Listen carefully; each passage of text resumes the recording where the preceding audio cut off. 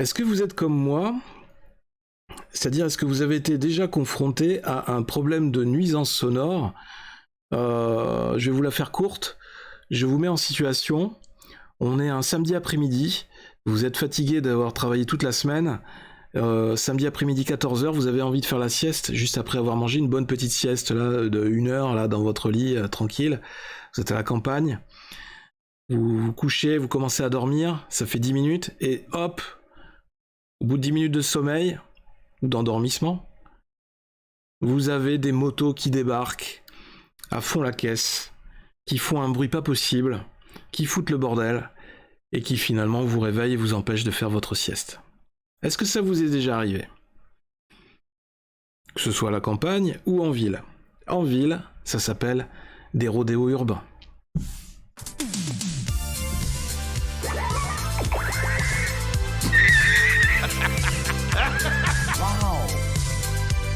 C'est toute l'histoire de ma vie. Plus besoin de coquillage. Parlera en présence de ton avocat. Toc toc. Vous savez que vous avez un problème de comportement. Ah! S'il peut saigner, on peut le tuer.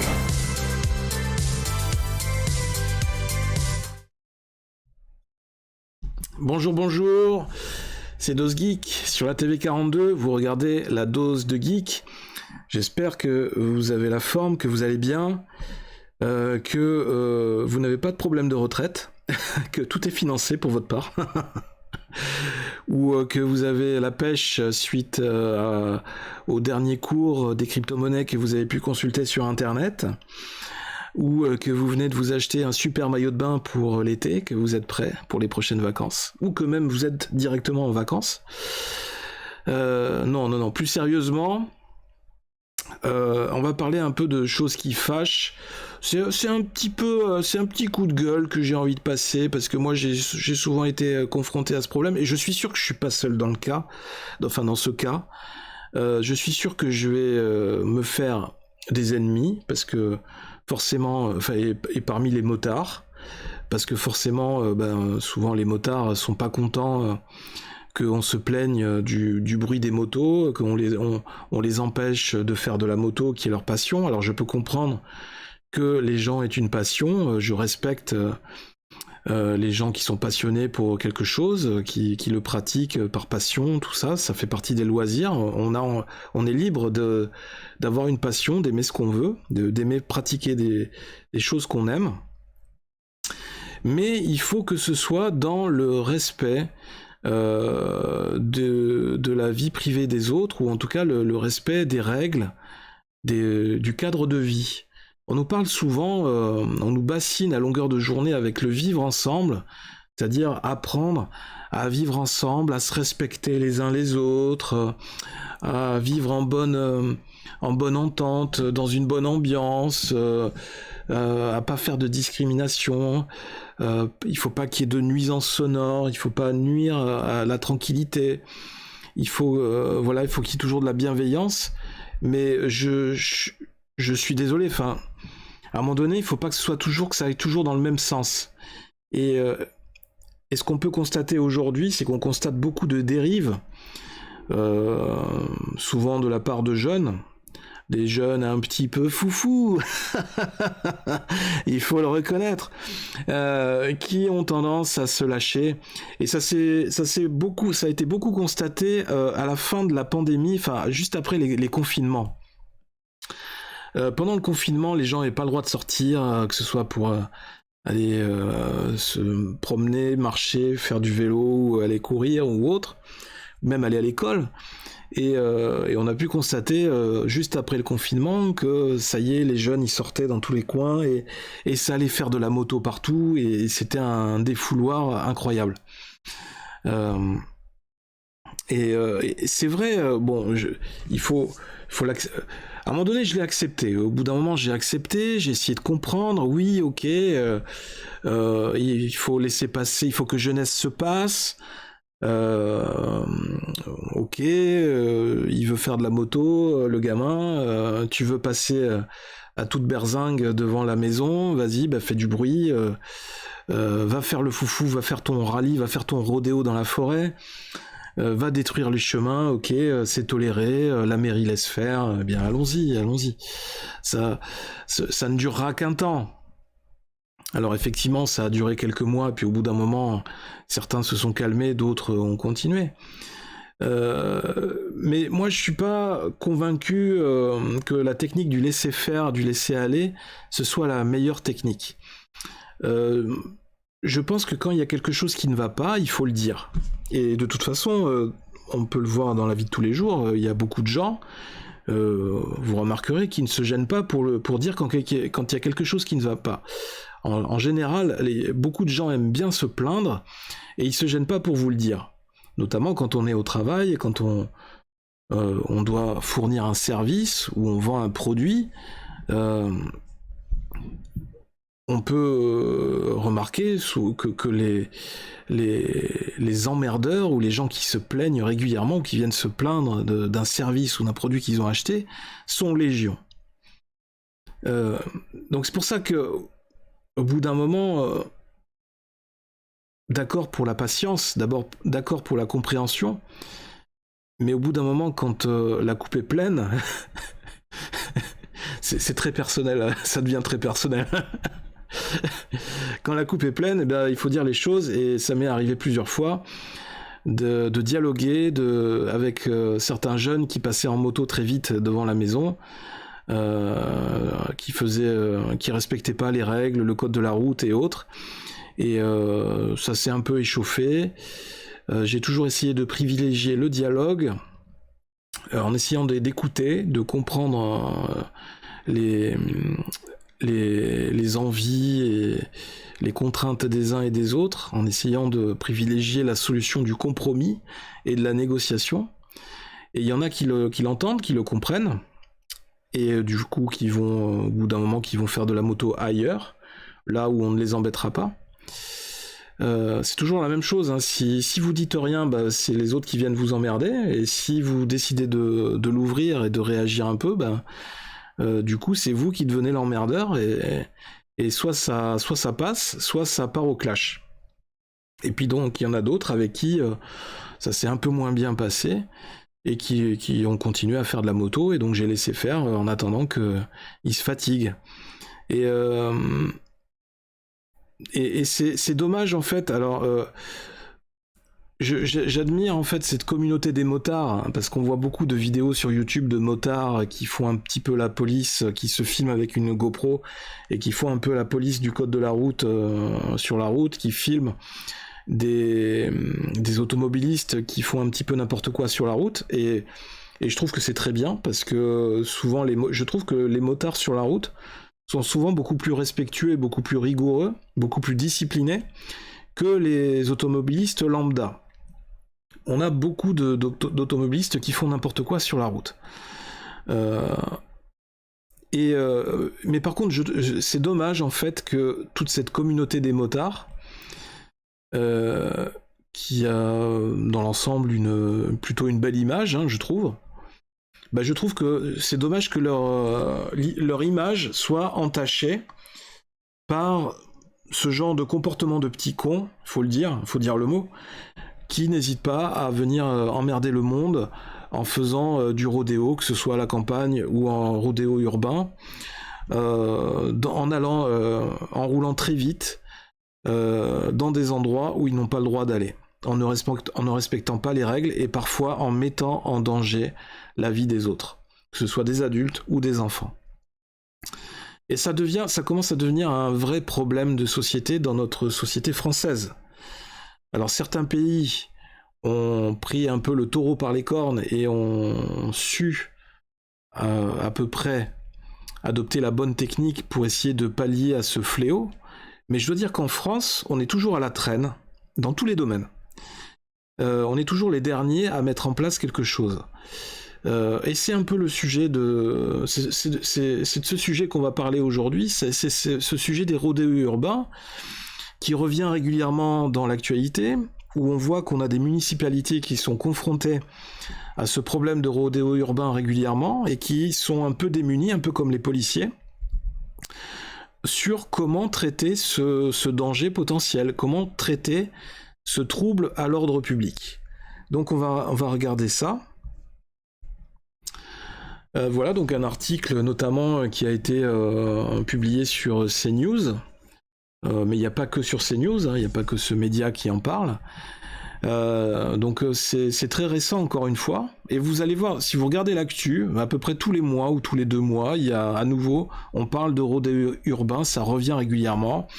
Des jeunes qui ont fait les fous à moto, c'est souvent sur des motos volées ou des motos trafiquées, et qui ont fait n'importe quoi, ou qui sont allés faire un rodéo sur la place de la ville, en mettant la vie des autres en danger et en provoquant des accidents parfois. Et les policiers sont absolument démunis, ils n'arrivent pas à les interpeller ou à faire stopper ces rodéos, et ce qui fait qu'on a des jeunes délinquants quasiment qui se sentent un peu intouchables, et qui se croient tout permis et qui viennent narguer la police et les autorités, et qui repartent illico sans avoir été inquiétés une seule seconde. Rodéo urbain, à Brest, le profil des délinquants inquiète la police. Donc est-ce qu'on regarde le reportage ? Allons-y. Vu à Brest, le retour des beaux jours coïncide avec une augmentation des rodéos urbains, constatent les habitants. Souvent, toute impunité, car les policiers sont très mobilisés sur les manifestations du centre-ville. Moi j'étais en route, je ne pouvais pas sortir de chez moi. Alors, ça fait beaucoup de bordel. Soit c'est des véhicules Encore un qui fait pas la sieste. Soit pour dans les quartiers ou dans l'habitation, soit ce sont des véhicules qui sont liés à des escroqueries sur un achat qui pourrait se faire sur un site de vente en ligne. Des deux roues très bruyants, parfois pilotés sans casque, mais pour des raisons de sécurité, les policiers ne peuvent pas appréhender les pilotes, souvent de jeunes adolescents. Ça peut être c'est ça aujourd'hui. Le souci, c'est que les collègues, aujourd'hui, quand ils interviennent dans ce genre d'infraction, ils ont toujours la méfiance et l'anxiété en fait de se retrouver face à des jeunes qui peuvent avoir 14 ans. Et c'est ça en fait. Dans un communiqué, le maire socialiste de la ville, François Cuyandre, interpelle le ministre de l'Intérieur, estimant que le manque d'effectifs de police à Brest ne permet pas de lutter efficacement contre les rodéos urbains. À Brest, c'est chaud. Il y a beaucoup de... Je vois régulièrement passer des infos, des actus sur de la délinquance ou autre, des incivilités. Après la violente agression d'un habitant qui voulait arrêter un rodéo urbain à Brest, Finistère, la police s'inquiète du très jeune âge des délinquants. Ce dimanche, donc c'était publié le 19 avril, donc ça devait être le dimanche 17, un truc comme ça, dimanche 17 avril. Un habitant a été agressé dans le quartier Bellevue de Brest pour s'être plaint des rodéos urbains en bas de son immeuble. Quoi de plus légitime ? Il y a des jeunes qui font les cons en bas de l'immeuble, qui font du bruit, qui empêchent tout le monde de vivre dans la tranquillité, d'avoir du calme. Donc il descend pour essayer de les calmer un peu, leur dire de faire moins de bruit. C'est un peu le même sujet que les gens qui font trop de bruit, qui font la fête le soir jusqu'à 4h du matin et qui vous empêchent de dormir, hein. C'est la même chose. Ce sont des nuisances sonores. Et c'est du trouble à l'ordre public. En l'occurrence, pas forcément les fêtes en soirée chez les gens, puisque là on est dans le domaine privé. Mais les motos qui font du rodéo sur l'espace public, là... Auprès de CNews, François Abasque, délégué unité SGP Police FO, donc le syndicat de police, s'inquiète du très jeune âge des délinquants, parfois âgés d'à peine 14 ans, un profil qui pour des raisons de sécurité empêcherait les forces de l'ordre de les appréhender. Le syndicaliste explique également que les véhicules utilisés lors des rodéos urbains sont souvent issus de vols ou d'escroqueries sur les plateformes de vente en ligne. Tiens, c'est bizarre. Le maire dénonce le manque de moyens. De son côté, le maire de Brest, François Cuyandre, PS, a reproché au ministre de l'Intérieur Gérald Darmanin le manque de moyens investis dans la lutte contre le phénomène. Plus nombreux avec le retour des beaux jours, effectivement, ou souvent aussi des fois quand il pleut un peu et que le terrain est un peu dégueulasse avec de la boue. Ils aiment bien se mettre minables, ou faire des grosses crevasses sur les chemins de terre, et défoncer les chemins dans la forêt, dans les bois publics. Plus nombreux avec le retour des beaux jours, les rodéos urbains sont devenus un véritable fléau dans certaines villes. Samedi 15 avril, Gérald Darmanin a demandé au préfet de renforcer les mesures de lutte. Donc ça, c'est le maire qui démissionne dans le Nord. Un maire démissionne par manque de réponse pénale au rodéo urbain. Voilà, donc on en arrive à ce point-là, c'est-à-dire que les maires, ils sont complètement démunis. Et imaginez dans les petits villages, là c'est un maire d'une ville, mais dans les villages où il n'y a pas de police, comment on fait? Et j'en ai croisé plusieurs fois, des motos ou des quads qui viennent... vous êtes en train de vous balader dans un parc, un jardin public ou au bord d'un lac, et tout d'un coup vous avez 3 quads qui débarquent à fond la caisse et qui défoncent tout. Et ils savent très bien qu'ils n'ont pas le droit de venir, il y a des panneaux, c'est interdit aux motos, aux quads, mais les mecs, ils pénètrent partout. Et il n'y a personne, en fait, il y a des règles, c'est un peu le problème de la France, j'ai l'impression, il y a des règles, mais on ne peut pas les appliquer, il n'y a personne pour contrôler. Non, on préfère faire chier les gens avec les radars sur les routes, pour un dépassement de 2 km/h de la vitesse. Depuis le 1er mars 2023, 6900 opérations de lutte contre les rodéos ont eu lieu, avec 38 000 contrôles, 350 interpellations, près de 7000 verbalisations et plus de 100 2 roues saisies, se félicite le ministre. Alors ça, c'est quand on arrive à les attraper. Je pense que le nombre de cas où on n'arrive pas à les attraper, je pense que ça doit être le double ou le triple. Donc voilà pour cet article. On va regarder un article suivant, qui est encore plus récent, puisqu'il a été publié le 19, donc c'était hier, mercredi 19 avril. Un sondage, 76% des Français favorables aux courses-poursuites lors de rodéos sauvages, même si c'est dangereux. Oui, parce que, on va le voir dans l'article, la loi actuelle n'autorise pas les policiers à prendre en chasse les responsables de ces rodéos sauvages. Plus de 3/4 des Français sont favorables à ce que la police puisse enclencher des courses-poursuites contre les auteurs de rodéos sauvages. Même si cela est dangereux, dévoile ce mercredi 19 avril un sondage CSA pour CNews. Les Français veulent que la police puisse poursuivre les chauffards coupables de rodéos sauvages, même si la manœuvre peut s'avérer dangereuse. Plus de 3/4 d'entre eux, 76%, se sont en effet prononcés pour cette option, selon un sondage de l'Institut CSA, diffusé mercredi 19 avril. Donc là, on voit les résultats du sondage. Faut-il autoriser les policiers à effectuer des courses-poursuites contre les auteurs de rodéos sauvages, même si c'est dangereux? Donc on a quand même une grande majorité qui est pour. Si officiellement rien n'est interdit aux fonctionnaires de prendre en chasse les conducteurs, officiellement, une note de service, la fameuse note 89, stipule que les poursuites d'un véhicule ne doivent être liées qu'à des faits d'une grande gravité comme la fuite ou l'évasion d'un individu dangereux ou encore la traque d'un auteur de crimes de sang. Les situations jugées moins graves ne nécessiteraient donc pas de prise en charge systématique. Parce qu'en fait, ce qu'on a prétexté auprès des officiers de police, on leur a dit « Vous ne prenez pas en chasse parce que c'est de la mise en danger, vous contribuez aussi à la mise en danger de la vie d'autrui, enfin en tout cas des usagers qui peuvent être sur les trottoirs, qui peuvent être sur la voie publique, et vous pouvez contribuer à un accident qui peut blesser des gens qui passent là par hasard. Et donc vous seriez aussi incriminé. Vous pourriez être poursuivi par la justice à cause de ça. Ce qui est complètement fou, hein. Alors que c'est pas la police qui est à l'origine du trouble. Et ce qui fait qu'on en arrive à une situation complètement ahurissante, complètement incohérente, une absurdité, où on se retrouve complètement incapable de prendre en chasse, de poursuivre des gens qui nuisent à la tranquillité publique. Cette consigne a été dénoncée par le syndicat de police Alliance. L'organisation avait publié une vidéo faite à partir d'un vrai échange radio entre des agents sur le terrain et le centre d'information et de commandement, le CIC, et non pas la banque.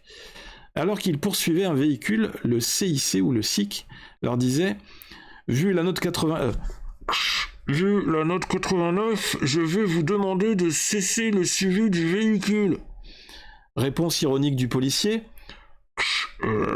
J'accuse de réception, c'est magnifique cette note. Alors bien évidemment, je fais l'accent marseillais, mais tous les policiers ne sont pas marseillais, c'est juste pour le sketch. Non mais voilà le genre de situation dans lesquelles ils se retrouvent.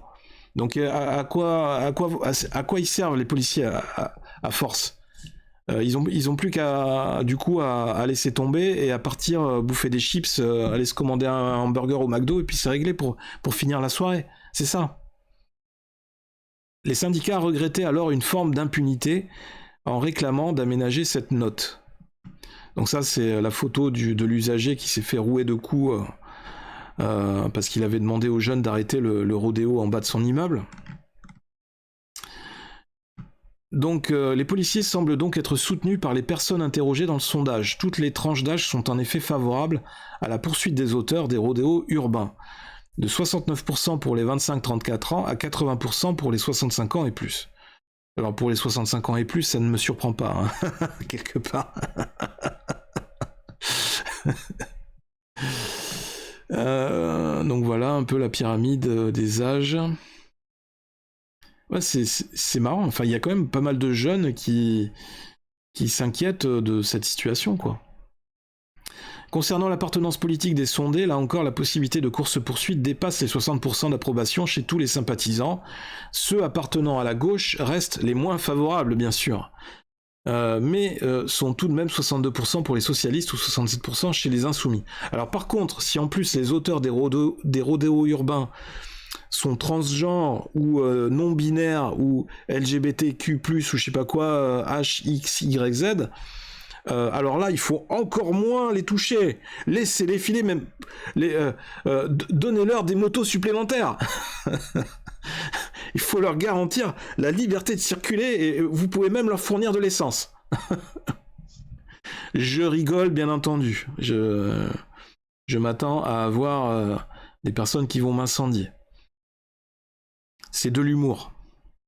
Je sais que certaines personnes n'ont pas du tout d'humour. À droite, les proches des Républicains sont favorables à 81% pour cette pratique. Ils sont 84% pour les sympathisants au Rassemblement National et 95% pour ceux de Reconquête. Si ce n'est pas 99%.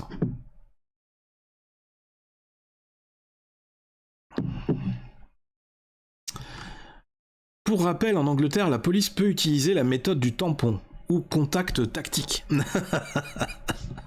Elle consiste à mettre fin à une course-poursuite avec un 2 roues en touchant délibérément le véhicule du suspect, donc on va au contact en fait et on essaie de le pousser pour le faire tomber. Cette méthode est utilisée majoritairement pour des cas de vol commis à moto et parfois pour des rodéos urbains. Les agents qui peuvent l'utiliser sont formés spécifiquement. Je crois aussi qu'aux États-Unis, ils ont le droit de le faire. Et c'est ce qui donne lieu souvent à ces fameuses très longues courses-poursuites qui sont filmées par des hélicoptères des médias, où on voit l'hélicoptère avec la caméra qui suit la course-poursuite pendant plusieurs heures, jusqu'à ce que le véhicule se fasse arrêter par un barrage, ou à un moment donné s'arrête parce qu'il a plus d'essence. En France, depuis le 1er mars, 7000 verbalisations ont été dressées et plus de 100 € ont été confisqués, a indiqué le ministère de l'Intérieur. Mais bon, pour l'instant, on n'a toujours pas le droit de les poursuivre. Il y avait un lien vers la note 89. Ça envoie vers quoi? Une note qui interdit les courses-poursuites irrite les syndicats. Des images de synthèse, mais un enregistrement authentique des échanges radio entre les forces de l'ordre. Ils sont en train de poursuivre un homme au volant d'une voiture volée.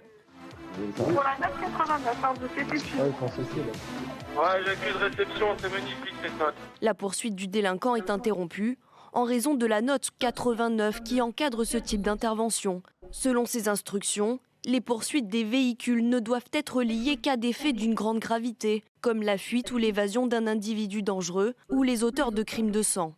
Pour les autres situations moins graves, il ne doit pas y avoir de prise en charge systématique. Les syndicats de police dénoncent une forme d'impunité. On a même des individus qui nous narguent, mais comme sur des motos volées ou sur des rodéos, et qui même prennent des clichés photographiques, les collègues, pour narguer les policiers. Et donc c'est vraiment insupportable. parce que le policier, il est là pour faire régner l'ordre.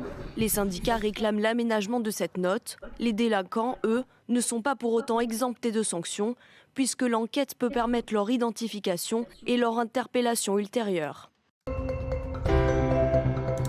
Et oui. Est-ce qu'on a le fameux texte? Non, on l'a pas.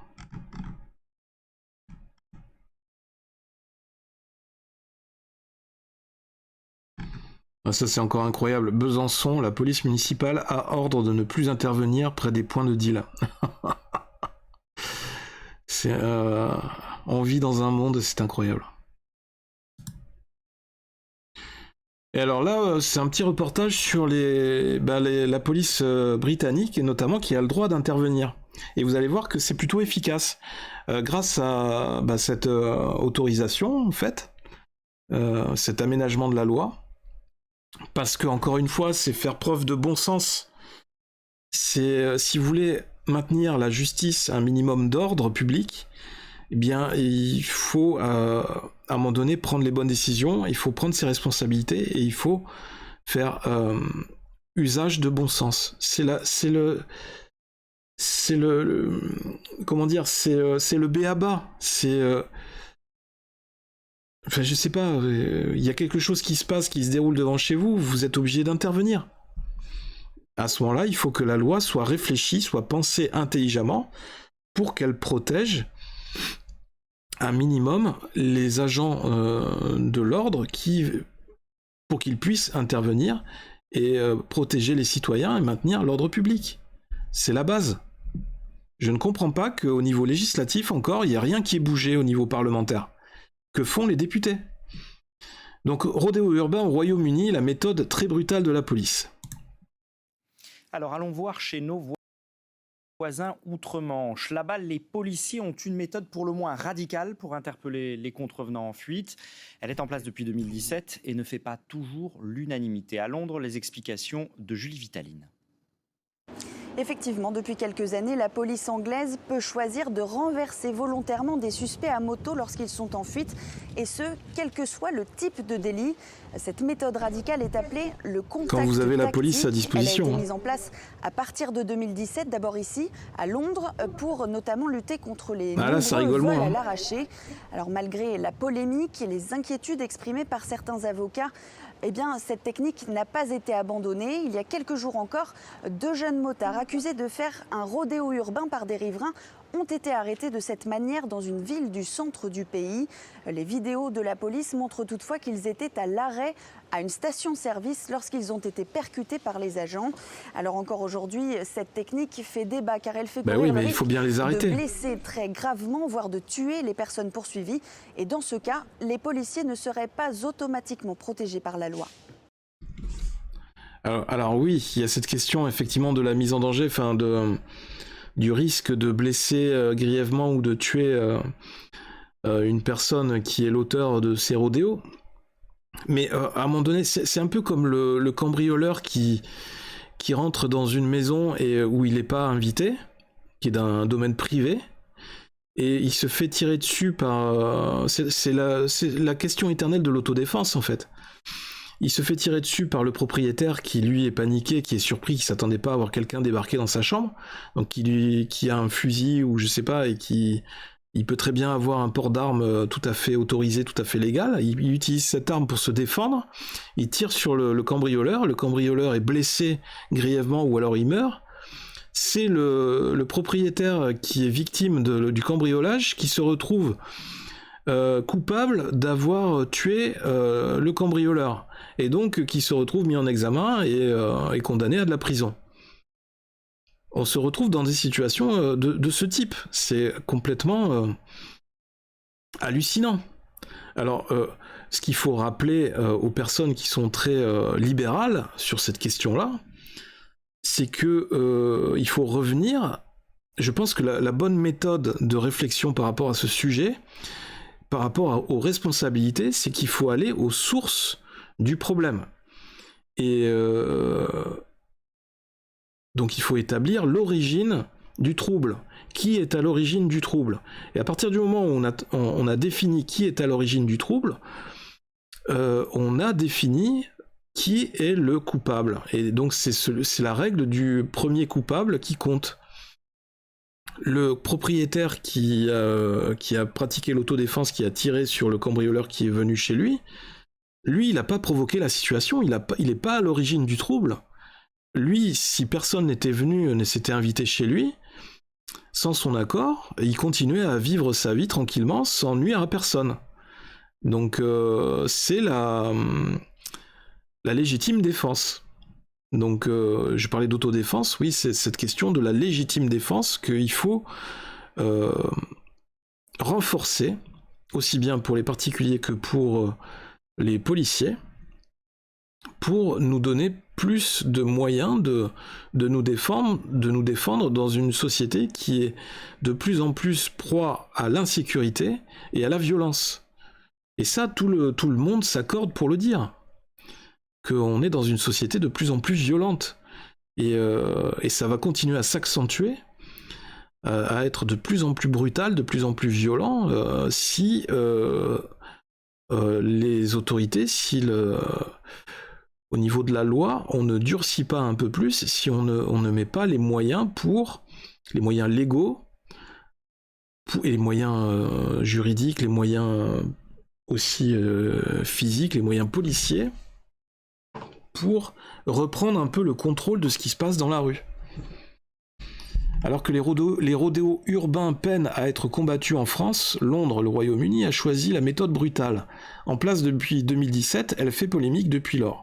Tandis que la France s'interroge sur la manière la plus efficace de lutter contre les rodéos urbains, la police anglaise a de son côté adopté une méthode particulièrement radicale, puisqu'elle peut choisir de renverser volontairement des suspects à moto lorsqu'ils sont en fuite. Et ce, quel que soit le type de délit, explique la journaliste Julie Vitaline en direct de Londres. Appelée Contact Tactique, elle a été mise en place dès 2017 à Londres pour lutter contre les vols à l'arraché. Risque de blesser ou tuer les motards. De nombreux avocats se sont inquiétés de cette approche, mais malgré la polémique, elle a été maintenue. Il y a quelques jours encore, 2 jeunes motards accusés de faire un rodéo urbain par des riverains ont été arrêtés de cette manière dans une ville du centre du pays. Les vidéos montrent toutefois qu'ils étaient à l'arrêt à une station-service lorsqu'ils ont été percutés par les agents. Oui, ils étaient peut-être à l'arrêt, mais auparavant, ils avaient commis un trouble à l'ordre public et il y avait des témoins pour pouvoir le prouver, pour pouvoir le confirmer. Donc à un moment donné, il faut bien les interpeller. Donc ce ne sont pas les policiers qui doivent être inquiétés dans cette interpellation, puisqu'ils ont juste fait leur travail, et les personnes qui sont à l'origine du trouble à l'ordre public, quand elles l'ont fait, elles étaient bien conscientes des conséquences qu'il pouvait y avoir. Donc à un moment donné, nul n'est censé ignorer la loi, et il doit en assumer les conséquences. La technique continue de faire débat 5 ans après son adoption, puisqu'elle risque de blesser gravement, voire de tuer les contrevenants. Et oui. Mais encore une fois, c'est toi qui provoques ce genre de situation, donc attends-toi à ce qu'il y ait des effets collatéraux, attends-toi à ce qu'il y ait un retour de karma et que ça puisse tourner mal pour toi. Voilà. Ne viens pas te plaindre si tu te fais tirer dessus, ou si tu te fais rentrer dedans par une voiture de la police, ou si tu te fais poursuivre, et que si tu as un grave accident, que tu te retrouves paraplégique à la suite de l'accident. C'est toi qui auras provoqué cette situation. Je ne peux pas résumer mieux la situation. C'est une question de logique, de bon sens.